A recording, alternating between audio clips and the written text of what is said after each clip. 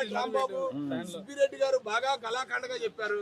కానీ సిటీ ఈ రోజు తేల్చేసింది జరిగిందని మరి ఎలా స్పందించబోతారంటారు? వైవి సుబ్బారెడ్డి అలాగే అంబటి రాంబాబు వీళ్ళిద్దరూ కూడా బాగా విపరీతంగా అరిసి చెప్పారండి. అరిసి చెప్పారు. ఏదేమైనా ఇప్పుడు ఇంత గట్టిగా మాట్లాడినటువంటి వ్యక్తులు వాళ్ళ తలకాయ ఎక్కడ పెట్టుకుంటారు, వాళ్ళు ఎలా రోడ్ల మీద తిరుగుతారో నాకైతే అర్థం కావట్లేదు. కానీ నిజంగా మన కలియుగ దైవమైనటువంటి వెంకటేశ్వర స్వామి దగ్గర అపచారం చేశారు, చాలా పెద్ద అపచారం చేశారు. వాళ్ళ జీవితాలు వాళ్ళు నాశనం చేసుకున్నారు. కాబట్టి ఏదేమైనా ఇప్పుడు జగన్మోహన్ రెడ్డి ఏం సమాధానం చెప్తాడో ఎదురు చూడాలి. వైవి సుబ్బారెడ్డి సమాధానం చెప్తాడో చూడాలి. ఈ ఆంబోతుల అరిసే అంబటి రాంబాబు ఏ సమాధానం చెప్తాడో చూడాలి. ఖచ్చితంగా ఎంత దుర్మార్గం అంటే హిందూ దేవాలయాల పట్ల కూడా వాళ్ళు చాలా దుర్మార్గంగా ప్రవర్తన చేశారు. వాళ్ళ పరిపాలనలో చాలా కలుషితం చేశారు. ఈ పాపం ఊరకే పోదండి. జగన్మోహన్ రెడ్డిని ఆ పిల్లల తరాంతరాలు కూడా ఈ పాపం పోదు. ఖచ్చితంగా అది శాపమై జగన్మోహన్ రెడ్డికి తగులుతుంది. ఖచ్చితంగా ఇలాంటి దుర్మార్గాలు చేసేవాడు ఎవడైనా కానీ, దేవుడి పట్ల అపచారం చేసిన వ్యక్తి ఎవడైనా కానీ సర్వనాశనం అయిపోవడానికి కారణం ఇలాంటి పనులు చేసినందువల్లే. కాబట్టే జగన్మోహన్ రెడ్డి స్థాయికి దిగజారిపోయాడు.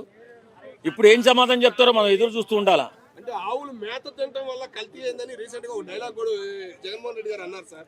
దాని గురించి ఏమంటారు సార్? నిజమే. ఎందుకంటే మన హిందూ సాంప్రదాయం అన్నా, హిందూ నమ్మకమైన జగన్మోహన్ రెడ్డికి పడదు కాబట్టి, ఆయన క్రిస్టియన్ సాంప్రదాయాన్ని ఎక్కువగా ప్రేమిస్తాడు కాబట్టి మనం అయితే చాలా చిన్న చూపు ఉంటుంది. హిందువులన్నా హిందూ సాంప్రదాయాలన్నా ఆయనకి లెక్క ఉండదు కాబట్టే కల్తీ జరిగినా నాకేమవుతుంది అనే ఆలోచనలో కల్తీ జరిపించినట్టున్నాడు. ఖచ్చితంగా పతనం కోరుకుని నాశనం అయిపోయాడు. ఇప్పటికీ అధపాతాళానికి వెళ్ళిపోవడానికే ప్రయత్నం చేస్తున్నారు తప్ప వీళ్ళు తప్పు చేశామో క్షమించండి అనే క్షమాపణ ధోరణి లేదు వాళ్ళకి. ఖచ్చితంగా వాళ్ళకి బుద్ధి చెప్పే రోజు 2029 కూడా బుద్ధి చెప్పే అవకాశం ఉంటుంది.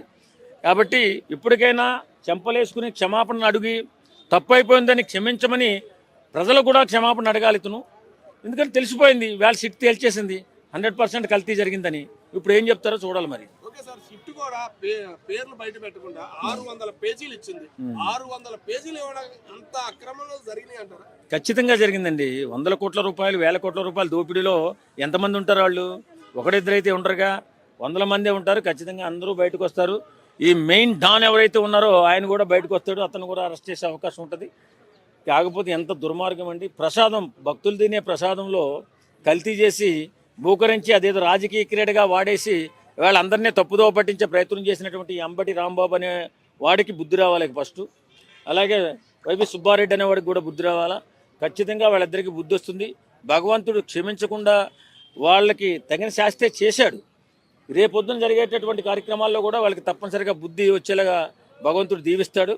కాబట్టి ఈ కల్తీ విషయంలో ఇప్పుడు దాకా 100 రకాలుగా పక్కదారులు పట్టించి ఎన్నెన్నో అవాకులు చవాకులు పేలి ఇవాళ రోడ్డు మీద దుర్మార్గులుగా మిగిలిపోయారు వీళ్ళిద్దరు, ఈ వైఎస్ఆర్ కాంగ్రెస్ పార్టీ నాయకులు.